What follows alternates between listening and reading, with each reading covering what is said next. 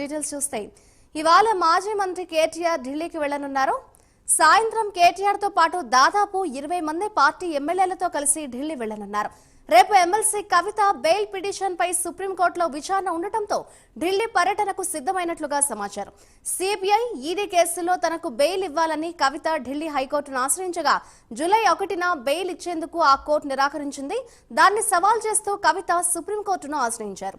ఈ పిటిషన్ పై విచారణ చేపట్టిన సుప్రీంకోర్టు ఆగస్టు 27కు వాయిదా వేసింది. దీంతో మంగళవారం బెయిల్ వస్తుందో లేదో అని బీఆర్ఎస్ నేతల్లో ఉత్కంఠ నెలకొంది.